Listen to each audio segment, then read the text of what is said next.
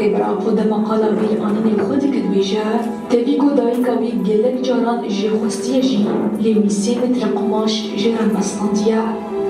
نيفسكار كرد محمد سعيد وجلود رومانا خويا بناوي أمارا دا بأواي كي دورو دريجو هالكبار قالا سربيهاتيا جيانا دايكا عويش آجي دمازغارو كاتيا وي حتى چاري نيساني آنگو ولداندنا ريبرا خودكا نویسکار ایش و سانجین ولداندن ین دایکا عویش گویه که نیسان دست بیدگه و حاپی نسدگه. دمسالا گلان داران بونه بهار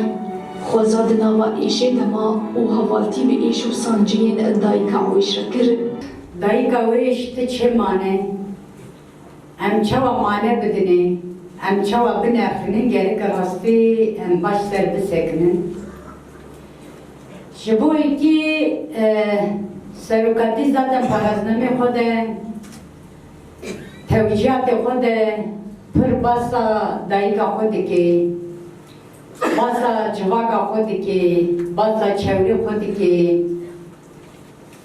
ام نهو گیرو دخوازن بسا کنو جوهر سر دایکا ویش ام باقن دما دبه دایک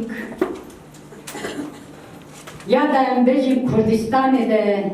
tavayî cîhanê de dayîk te çi mane em çawa mane bidinin rastî em gerek hanî şirove bikin ji bo yekî weke jin Kurdistanê de cîhanê de weke jin çawa jiyan kirin weke malbat çawa tê jiyan kirin nırx em çawa didin jinê tekoşîna jin berxwedaniya jin avakirina jin vê noxtê da em zêde wisa rastî ji em kurayî em nakirin dest dema ti dayîk digirê dest gerek hindeke em dîrokî bigirin dest em siyasî bigirin dest em îdeolojî bigirin dest herkes belki geleke dayık dibêjin em dayıkin fakat dayık hene jin hene herkes rastî jî belki nikare bibe dayık herkes her jineke nikare bibêjin ez vêyekî bêjim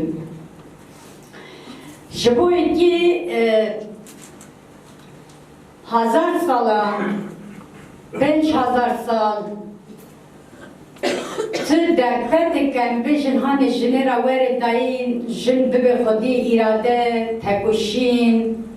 nîne heval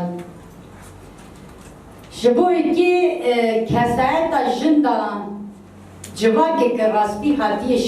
şiknandin civakeke welatparêziya wê ortê rankirine ah romete çande dîroke gerek merû wisa bigirî dest ji bo yekî mesela xwedîkirin ke dayî mesela serokatî dibêje ya dibêje tenê nav dayîk û zaroka de maslahat nîne dibêje dayîk bê maslahat qiçikê xwe mezin dike